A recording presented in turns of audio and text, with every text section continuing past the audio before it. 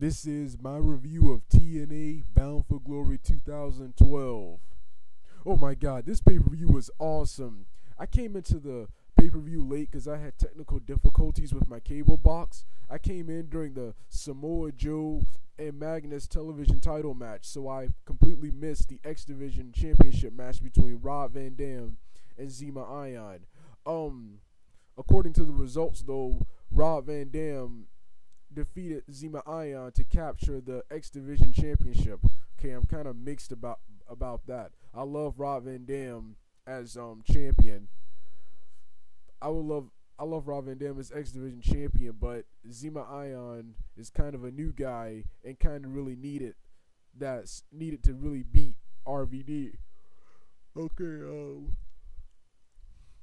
of course, like I said, for the match I came in was one of the matches I was looking forward to was Magnus versus Joe for Samoa Joe's television championship. From what I was seeing and from the crowd, this was an awesome match.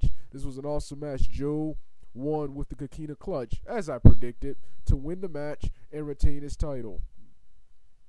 The next match of the night,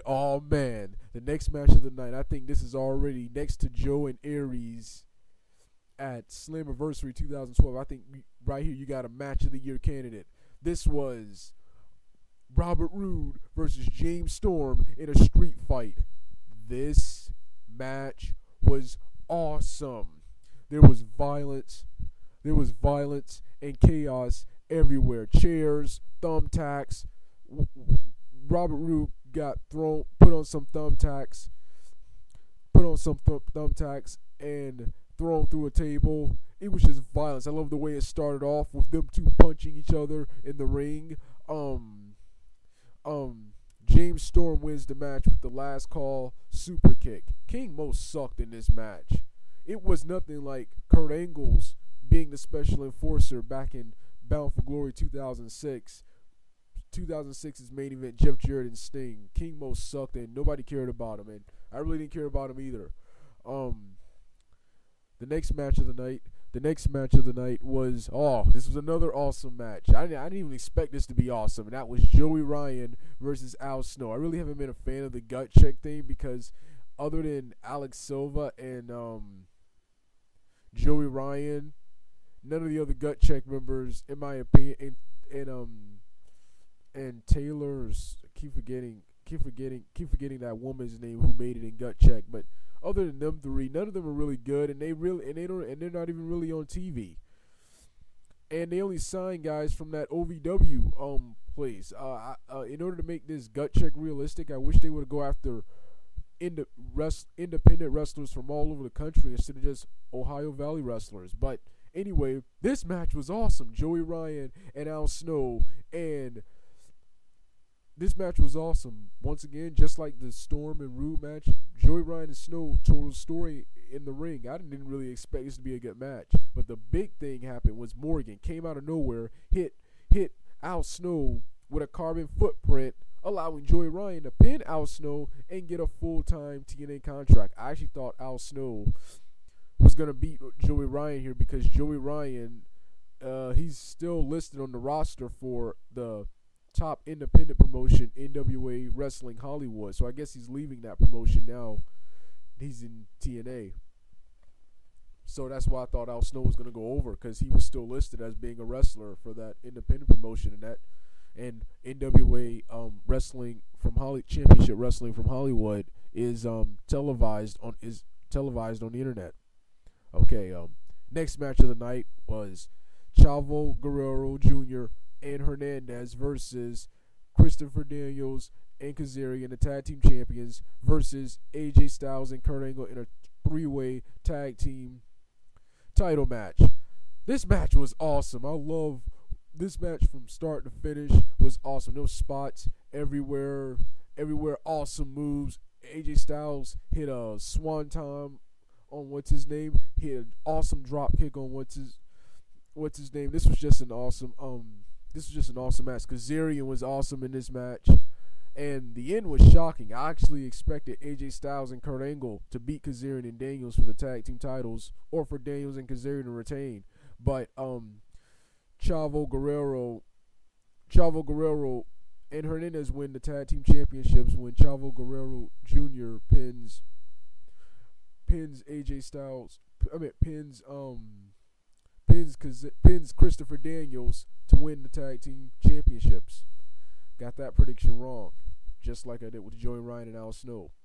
Next match of the night was Tara defeating Ms. Tessmacher in an awesome women's title match. I actually thought Tessmacher was going to retain, and after the match, Tara called out her boyfriend, who I think is this Mr. Spectacular guy who I've been hearing about on the dirt sheets. And I think he's Joey Spade from Ohio Valley Wrestling. I could be getting him confused with someone else, but yeah, I'm interested to see what he's gonna be doing. Aces and Eights. Oh yeah, another match. Aces and Eights versus Sting and Bully Ray. I was into this match. This was one of the main reasons I tuned into this pay-per-view. I was into this match from start to finish. I was actually waiting for Bully Ray to turn on Sting. I actually thought he was going to turn on Sting in this match. Or I was waiting for Joseph Parks to turn on Sting and Bully Ray. Or Abyss to come out of nowhere. And turn on Sting and Bully Ray. Because I knew Aces and Eights were going to win, because I highly doubt that they would just defeat Aces and Eights here without any of them revealing themselves or revealing what they were about. So Aces and Eights defeated Sting and Bully Ray, but the end out of nowhere, a guy in black who appears to be the leader comes out of nowhere and hits a spine buster on Bully Ray through the table.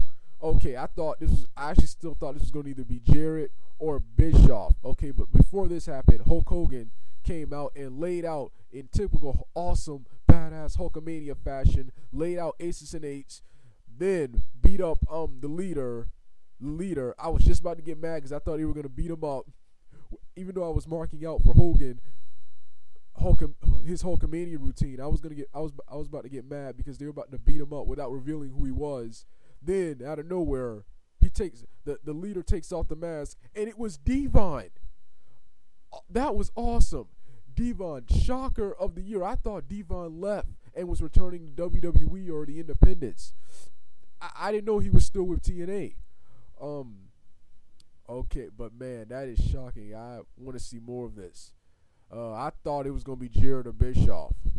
Okay, the main event was Jeff Hardy versus Austin Aries. One of the second reasons I tuned into this pay-per-view. Or should I say third, for the TNA Heavyweight Championship. This match was awesome. It was even better than I expected it. Near falls, and just awesome moves, spot after spot. Crowd was into it, but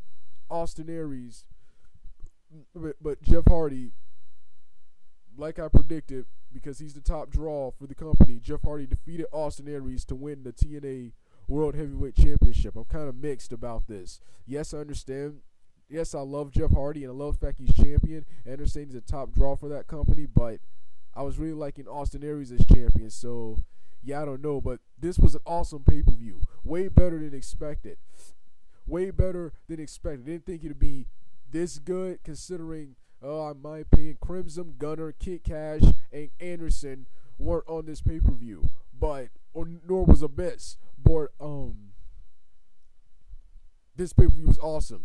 It exceeded my expectations. TNA continues to do that. When I don't think they will deliver, they deliver. Good job, TNA. All right, dog out.